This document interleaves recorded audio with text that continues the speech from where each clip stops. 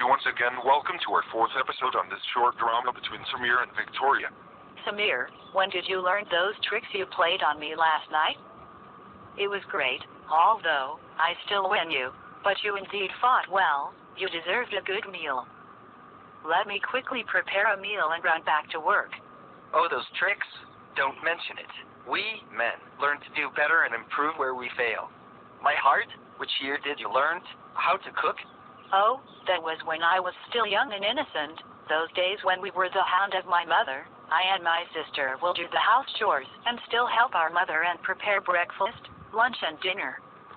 We are only two girls, of course you know. Our mother wasn't easy on us those days. If not for the fact that she is the master brain of all the cooking, we could boast that the food is always prepared by us, because we get to do all the preparation of the ingredients and raw material for the food. This was how we learned how to cook, by simply preparing the food stuff, and watching her apply them accordingly. Sometimes, she tells us to do it ourselves, but she has to dictate when and time to put each ingredient. When we began fully to cook on our own, it became part of us.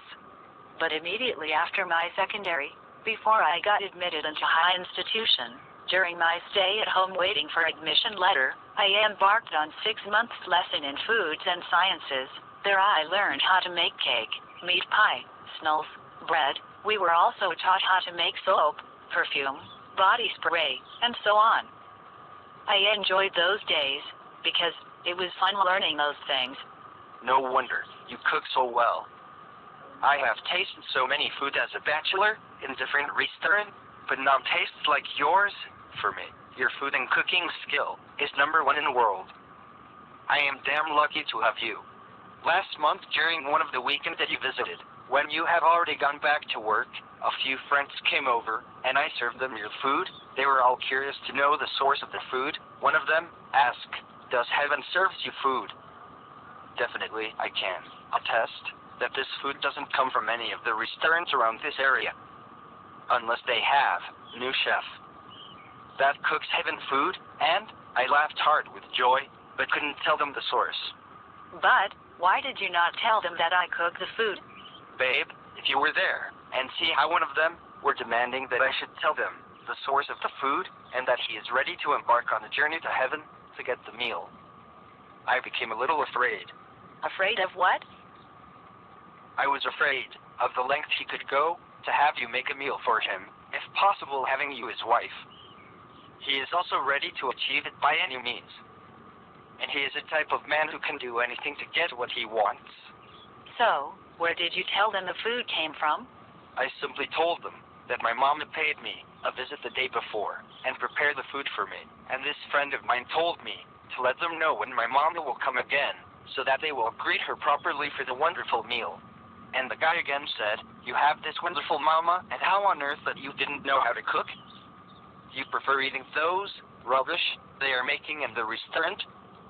Oh no, it was a pity. I don't have a mama like yours who knows how to cook this way. He started telling us that his mama doesn't know how to cook, that they have to buy all their meal from restaurant, and when they cook it all tastes terrible. He said all these because of how great your food is. To be frank with you, after that day, I started learning how to cook with your recipe. Those time I will call and tell you that I want to cook this particular type of food and ask you how would I go about it. That was me learning how to cook like you. But I always fail short of getting this wonderful taste that your food normally gives. The tastes of your food was indeed a taste from heaven. It makes one eat without being satisfied and eating without having remain on the plate. Well, I know I can cook, but you flattered me a lot. Although, it was not the first time I am hearing this sort of compliment.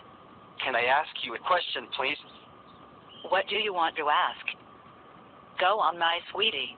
Have either your boss or her husband ever eaten your food? Yes. Why did you suddenly ask this question? What about the old boss? Has she ever eaten your food? No. Why these questions? Please, one more question.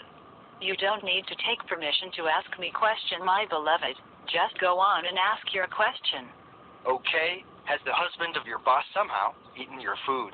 Where are you driving with these your questions? Are you doubting my fidelity? No, my babe. I am not. I am just trying to figure out why she does all the good things she does to you both, the gifts, and recommending to secure a job for me and her husband's company. Okay, I got what you meant, but it is a long story. Come over here and have a taste while I gist you. So delicious. This taste is different. So delicious. Let us have a hug.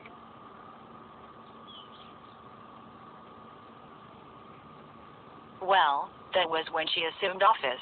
Her husband threw her a party, and we were all invited, but our office department agreed to cook food for her on that day, of which I was the organizer of the cooking. Something happened the day which was dramatic.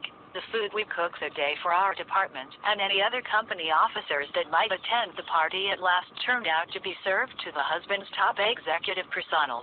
People that had tasted it kept coming back demanding for more food. Some of my department workers ended up eating the food that the husband bought. Since that day, I became friends with them. Sometimes, when they have special occasion, they do call me to cook food them. Like I told you early, they do shower me with gifts.